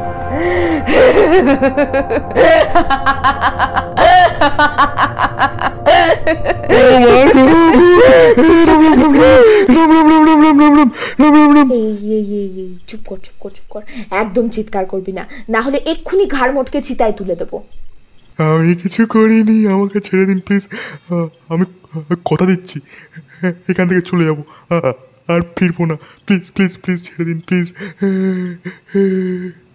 হঠাৎ করেই লাইটটা আবার বন্ধ হয়ে যায়। ঈশান ভয়ে কাঠ হয়ে যায়। ওর কান্না থেমে যায় মুহূর্তের মধ্যে। খাটের সঙ্গে সিটিয়ে যায় সে। দাঁতের সঙ্গে দাঁত ঠক ঠক করে বাড়ি খেতে শুরু করে তার। সে বুঝতে পারছে তার জীবনের অন্তিম মুহূর্ত নিকটে চলে এসেছে। এবার শিওর এই ভূত তার ঘাড় মটকাবেই। মা বাবা, অনুরাধা, সৌমেশ সবার মুখ ভেসে উঠতে লাগলো ঈশানের সামনে। জীবনের শেষ মুহূর্তে তো এরকমই হয়। সিনেমাতে, ওয়েব সিরিজে অনেকবার দেখেছে সে। খুব বেশি ভয় দেখিয়ে থাকলে সরি। আসলে এখানে তেমন কেউ আসে না তো, তাই বোর হয়ে যাই। এতদিন পর একজন আসলো, তাই একটু মজা করার সুযোগটা হাতছাড়া করতে পারিনি। আর হ্যাঁ, আমি কিন্তু ওসব ওই আপনি টাপনি করতে পারবো না। আমি বেঁচে থাকলে বয়সে অনেকটাই বড় হতাম, তাই তুমি করেই বলবো। আর একটা কথা, আমায় দেখে ভয় পাওয়ার কোনো দরকার নেই। আমি তোমার কিছুই করব না। বরং এই বাড়িটাতে কেউ একজন থাকলে আমি খুশিই হব।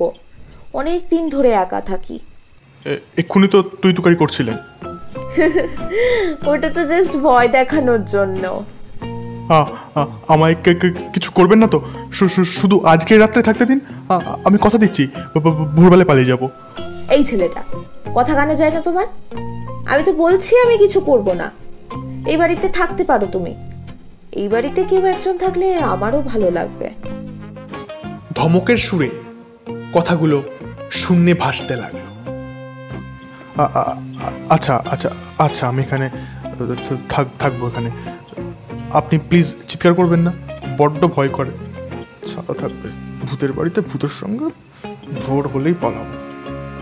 শেষের কথাগুলো নিজের মনে মনে বলল সে। যখন আমি মারা যাই তখন সালটা ওই 2013। বাড়িতেই মারা গিয়েছিলাম, তাই এখানেই আটকে থেকে গেছি। মা বাবাও এখানেই ছিল প্রথম 3 মাস। কয়েকবার মা বাবার সঙ্গে কথা বলার চেষ্টা করেছিলাম জানেন, কিন্তু তারা সেই ভয়ে বাড়ি তালা বন্ধ করে পালিয়ে যায়। সেই থেকে আমি একাই পড়ে আছি এখানে। মাঝে 2 জন ভাড়াটে এসেছিল ঠিকই, কিন্তু তারাও পালিয়ে গেছে। যেখানে নিজের মা বাবাই পালিয়ে যায়, সেখানে অন্য লোক তো পালাবেই। কিন্তু তুমি প্লিজ থাকো, আমি কথা দিচ্ছি কিচ্ছু করব না। একা একা বড্ড বোর হয়ে যাই। ঈশানের মনটা কেমন যেন করে ওঠে। একটা ঢোক গিলে নড়ে চড়ে বসে সে। দেখুন, আমি কিন্তু এখানে সারা জীবন থাকতে আসিনি। এখানে আমি 3 মাস। হ্যাঁ হ্যাঁ হ্যাঁ, 3 মাসই থাকুন আপনি। 3 মাস তো অন্তত আমি বোর হব না। কিন্তু আমি কিভাবে বিশ্বাস করি আপনাকে? আপনি যে আমায় কিছু করবেন না, সেটা আমি কিভাবে বুঝবো?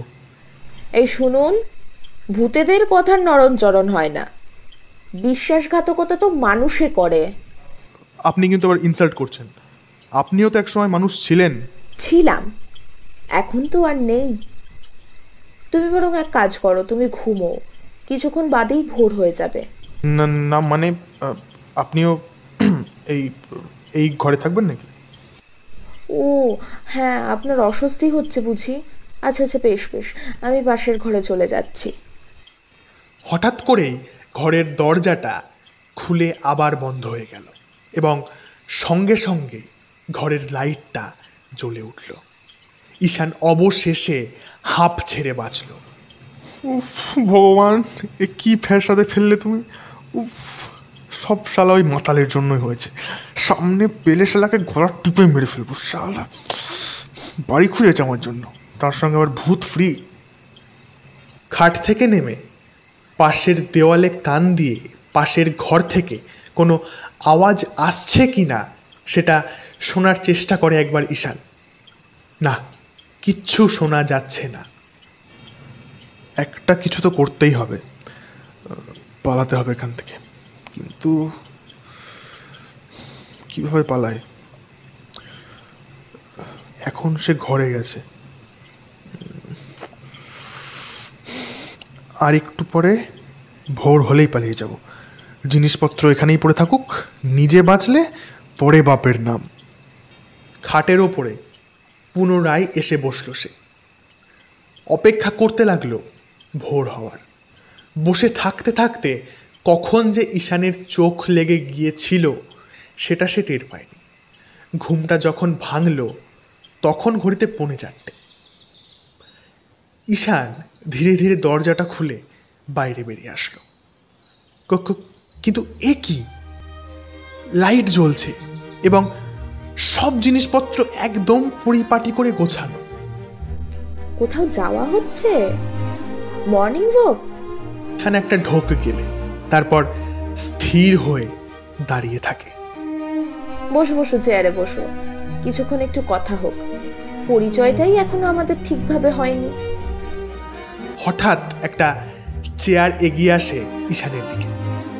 সে না চাইতেও কাঁপতে কাঁপতে বসে পড়ে ওর উপরে। মুখে জোর করে একটা হাসি ফোটানোর চেষ্টা করে সে। তারপর কি হলো? কথা বলতে বলতে কখন যে 8:30 বেজে গেল বুঝতেই পারিনি সেদিন। ভয়টাও কেটে গিয়েছিল, কেমন যেন একটা বন্ধুত্ব হয়ে গিয়েছিল রিনির সঙ্গে। ভাবলাম ওখানে থাকলে থাকাই যায়। আসলে ওর একাকিত্বের বিষয়টা জানতে পেরে কষ্টই হচ্ছিল। আমার জন্য যদি কেউ বোর্ডাম থেকে বাঁচে তাহলে খারাপ কোথায়? তোমার কথা শুনে সে খুব খুশি হয়েছিল জানো। আমি তোমার বিষয়ে ওকে সবই বলেছিলাম। ধীরে ধীরে যত দিন এগোতে থাকে আমাদের মধ্যে বন্ডিংটাও আরও বাড়তে থাকে। কিন্তু তোমরা সবাই যেমন ভাবছো বিষয়টা তেমন ছিল না কখনোই। হ্যাঁ, একটা সম্পর্ক তৈরি হয়েছিল ঠিকই। তো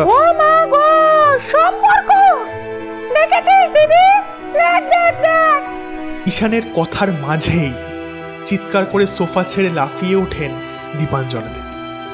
ঈশান এবার রেগে যায়, তবুও নিজেকে কোনো রকমের সংযত করে শান্ত গলায় সে বলে, হ্যাঁ একটা সম্পর্ক তৈরি হয়েছিল ঠিকই, কিন্তু সেটা বন্ধুত্বের, এবং এর চেয়ে বেশি আর কিছু নয়। যদি থেকেও থাকে তাহলে সেটা ভাই বোনের।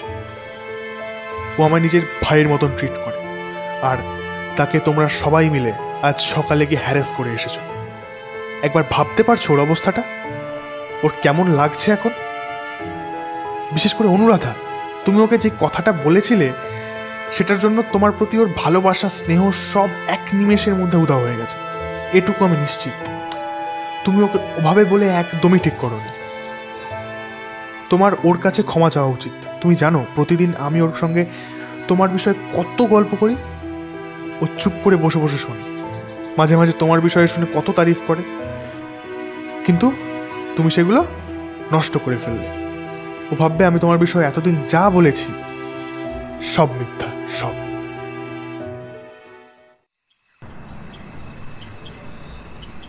ঘড়িতে রাত 10টা। ঈশান আর অনুরাধা ঈশানদের বাড়ির ছাদের ওপরে দাঁড়িয়ে রয়েছে। উর্মিলা দেবী এবং দীপাঞ্জনা দেবী রানাঘাট ফিরে গেছেন দুপুরে।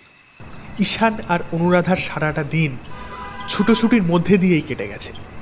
ডেকোরেশনের লোকজনদের দ্বারা গোটা বাড়িটা লাইট এবং আরও বিভিন্ন সামগ্রী দিয়ে সাজিয়ে তোলা হয়েছে।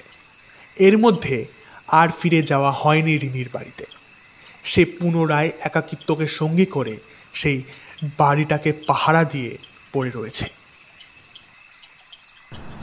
আচ্ছা, রিনি কিভাবে মারা গিয়েছিল? জানি না, সে কখনো বলেনি আমায়। ও কষ্ট পাবে ভেবে আমিও আর জিজ্ঞাসা করিনি। বড্ড জানতে ইচ্ছা করছে জানো। কি জানি এখন সে একা একা কি করছে। অনু, যাবে? গেলে মন্দ হয় না, আর সেই সুযোগে আমি ক্ষমাও চেয়ে নেব। সকাল থেকে সত্যিই খুব গিল্টি ফিল হচ্ছে। কিন্তু আমার যে ভয় করছে। কিচ্ছু হবে না, বিশ্বাস রাখো। ঈশানের হাতের উপরে একটা হাত রেখে শান্ত স্বরে বলে অনুরাধা। তাকে সাহস জোগানোর চেষ্টা করে।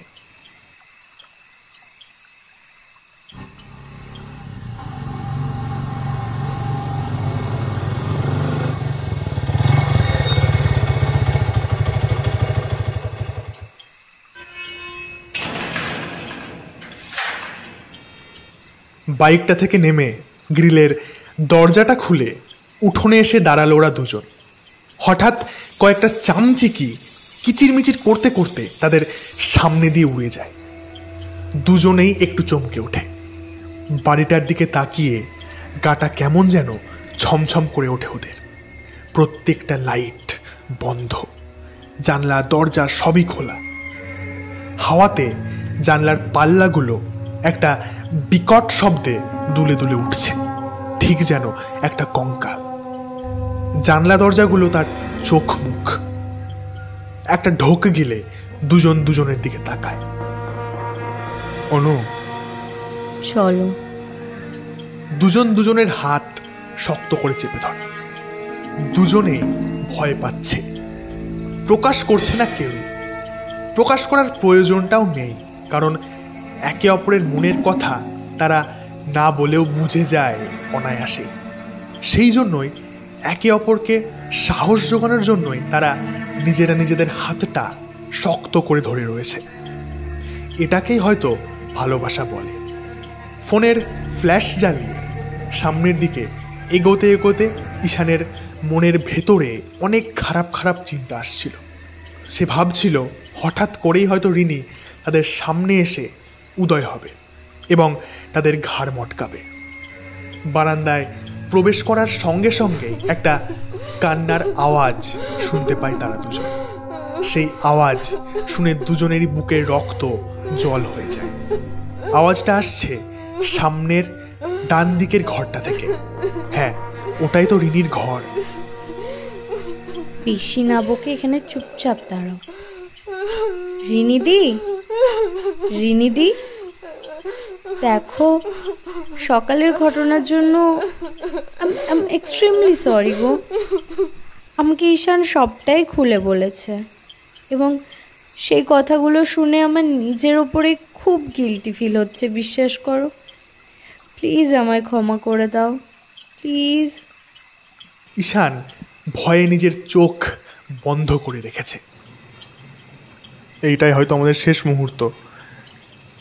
এইবার হঠাৎ করেই রিনি সামনে চলে আসবে, ঘাড় মটকাবে, আর সঙ্গে সঙ্গে আমরা টপকে। কথাটা শেষ করতে পারে না ঈশান। হঠাৎ একটা শব্দ শুনে সে চোখ মেলে তাকায়। চারিদিকে আলো জ্বলছে এবং সবচেয়ে আশ্চর্যের বিষয়, তারা বেঁচে আছে। তুমি আমায় দিদি বললে? ক্ষমা চাওয়ার কোনো দরকার নেই। তোমরা ফিরে এসেছো, এটাই আমার কাছে অনেক বড় প্রাপ্তি। আমি ভাবলাম আবার আমায় একা রেখে চলে গেছো তোমরা, বাকি সবার মতো। রিনির কণ্ঠস্বরটা শুনে মনে হয় সে যেন তাদের আগমনে খুবই খুশি হয়েছে। না, আমরা অন্যদের মতো নই। আমরা তোমায় একা ছাড়বো না, তোমায় আর বোর হতে দেব না। আমরা আছি তোমার সঙ্গে। আজ আমরা তোমার কাছে গল্প শুনবো। গল্প? কিন্তু কিসের গল্প? হ্যাঁ, তোমার গল্প, তোমার জীবনের গল্প। সব কিছু একদম থমথমে নিস্তব্ধ হয়ে যায় কয়েকটা মুহূর্তের জন্য। তারপরে রিনির বুঝে আসা কণ্ঠস্বর ভেসে আসে। গল্প? আমার গল্প? একটা দীর্ঘশ্বাস শোনা যায়। তারপরে আবার সে বলতে শুরু করে। বসো, তোমরা চেয়ারে বসো, তারপর সব বলছি। দুটো চেয়ার টেনে নিয়ে বসে পড়ে ওরা দুজন। বলতে চেয়েছি সবাইকে, কিন্তু বলে উঠতে পারিনি, কারণ আমার গল্প কেউ শুনতেই চায়নি। জোর করে তো আর শোনানো যায় না, তাই না? সেই 2013 থেকে এই গল্প আমি নিজের মধ্যে চেপে রেখেছি, বহন করে নিয়ে চলেছি কষ্ট। আবার সব কিছু চুপ। ঘড়ির কাঁটা জানান দিল রাত 12টা। অনুরাধার বাড়ি ফেরার তাড়া নেই, কারণ এখানে আসার আগেই ফোন করে বাড়িতে সে জানিয়ে দিয়েছে যে সে তার মামনির সঙ্গে রানাঘাট যাচ্ছে, কাল সকালে ফিরবে। মাঝে মধ্যে মিথ্যা কথা বললে ক্ষতি কি? সালটা ওই 2011। শুভাংশুর সঙ্গে আমার পরিচয় হয়। জানো তো, আমরা অফিস কলিগস ছিলাম। সেই থেকেই একটা গাঢ় মেলামেশার সম্পর্ক, আর তারপর প্রেম। বাড়ির সবাইকে ব্যাপারটা জানাই, সবাই মেনেও নেয়। সব কিছুই ঠিকঠাক চলছিল। দেখতে দেখতে কয়েক বছর কেটে যায়। 2013 নভেম্বরে আমাদের বিয়ে ঠিক হয়। কিন্তু তারপর থেকে সব কিছু কেমন যেন উলট পালট হয়ে যেতে থাকে আমাদের মধ্যে। প্রত্যেক দিন কিছু না কিছু নিয়ে টুকটাক ঝামেলা হতে শুরু করে। ধীরে ধীরে একটা ভাঙন ধরে যায় সম্পর্কে। কিন্তু আমি ভেবেছিলাম বিয়ে ঠিক হয়ে গেছে আমাদের, বিয়ের পরে হয়তো সবকিছু আবার আগের মতো ঠিক হয়ে যাবে। কিন্তু আমি বুঝতে পারিনি বিষয়টা বিয়ে পর্যন্ত এগোবেই না। ঝামেলা সৃষ্টি হওয়ার কারণটা বুঝতে পারিনি আবার ওপর থেকে ভালোবাসাই বা কেন উঠে গেল। এক ছুটির সন্ধেবেলায় ছাদে বসে চা খাচ্ছিলাম। মা বাবা বাড়ি ছিল না। হঠাৎ শুভাংশুর ফোন আসে। ভাবলাম ছুটির দিন, হয়তো এদিক ওদিক কোথাও ঘুরতে যাওয়ার জন্য কল করেছে। খুশি মনে আমি ফোনটা রিসিভ করি। হ্যালো রিনি, মন দিয়ে শোনো, আমি আর বেশি কথা বলতে চাইছি না, সেই জন্যই আজ কথাগুলো বলার সিদ্ধান্ত নিলাম। আমাদের মধ্যে টক্সিসিটিটা না অনেকটা বেড়ে গেছে, সেই জন্য দূরত্বটাও কম তৈরি হয়নি আমাদের মধ্যে, এবং ধীরে ধীরে সেটা বেড়েই চলেছে এবং বাড়বে। সেই দূরত্ব আর কখনোই কমবার নয়। আর তাছাড়া আমি সেটা আর কমাতেও চাইছি না। আমার মনে হয় এই সম্পর্ক এখানে ভেঙে দেওয়া উচিত। এর থেকে বেশি এগোলে আমাদেরই ক্ষতি। আমাদের তো বিয়ে ঠিক হয়ে গেছে, আর এই দূরত্বও কমে যাবে। তুমি দেখো, আমরা আমাদের ভালোবাসা দিয়ে সব দূরত্ব ভেঙে ফেলবো। কিন্তু রিনি, এই দূরত্ব আমি ভাঙতে চাই না। আসলে কিভাবে বলি, আসলে আমি নেহাকে ভালোবেসে ফেলেছি। আর ওকে দেখার পর আমি বুঝতে পেরেছি যে আমার আর তোমার মধ্যে যে সম্পর্কটা রয়েছে সেটা সহজ ভাষায় বলতে গেলে সম্পর্কটা শুধু তোমার দিক থেকেই রয়েছে। আসলে আমি তেমন কিছু ফিল করি না তোমার জন্য। যাকে আঙ্কেল আন্টিকে বুঝিয়ে বলো, আর নেহার বিষয়টা বলার দরকার নেই, বলো আমাদের ঝামেলার বিষয়ে একটা গল্পই না বানিয়ে দিও, কেমন? রাখছি। আমি আর সেদিন কিছু সহ্য করতে পারিনি। মা বাবাও বাড়িতে ছিল না, তাই সুযোগটাও হাতেই ছিল। একটা চাকু তুলে নি হাতের গলাটা বুঝে আসে রিনির। ঈশান আর অনুরাধার চোখ দিয়ে জল গড়িয়ে মেঝের ওপরে পড়ে। ঘড়ির শব্দ জানিয়ে দেয় রাত 3টে বাজে। ঈশান সামনের দিকে তাকিয়ে চমকে ওঠে। রিনি! অনুরাধাও এবার তাকায় সামনের দিকে। সামনের চেয়ারের ওপরে বসে রয়েছে একটা ছিপছিপে গড়নের বছর 25 কিংবা 26-এর একটা মেয়ে। তার চোখ দিয়ে জল গড়িয়ে পড়ছে ঠিকই, কিন্তু মুখে একটা হাসি। ধীরে ধীরে তার শরীর বাষ্পে পরিণত হচ্ছে। এতদিন হয়তো এই গল্পটা কাউকে শোনানোর জন্যই আটকে ছিলাম। সে জাগে আমি আশীর্বাদ করি তোমরা দুজন খুব সুখী হও, সারা জীবন একসঙ্গে খুব খুব খুব ভালো থাকো, খুশি থাকো, এবং সেই সব মানুষ যারা ভালোবাসার আসল অর্থই বোঝে না, তাদের ভালোবাসা কাকে বলে সেটা দেখিয়ে দাও। আজ আমি আসি।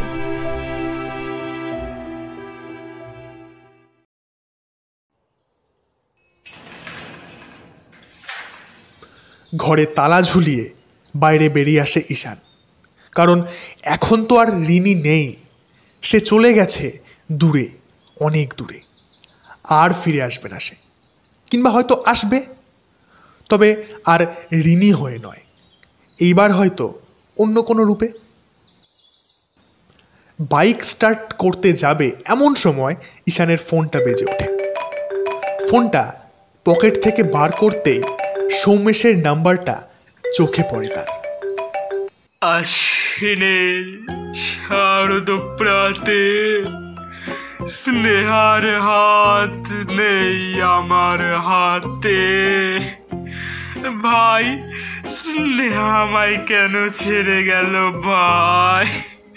আমার মধ্যে কি কম ছিল? হ্যাঁ বল তুই আমায়, আমার মধ্যে কি কম ছিল?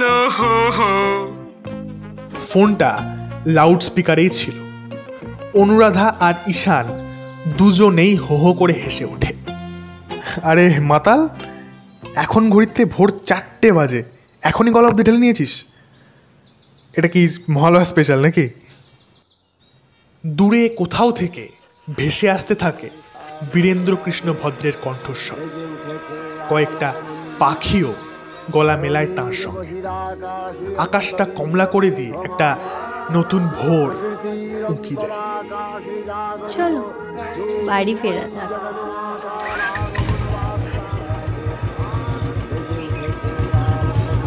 ধীরে ধীরে বুলেটের শব্দটা মিলিয়ে যায়। পিছনে পড়ে থাকে ফাঁকা তালাবন্ধ বাড়ি, রিনির বাড়ি।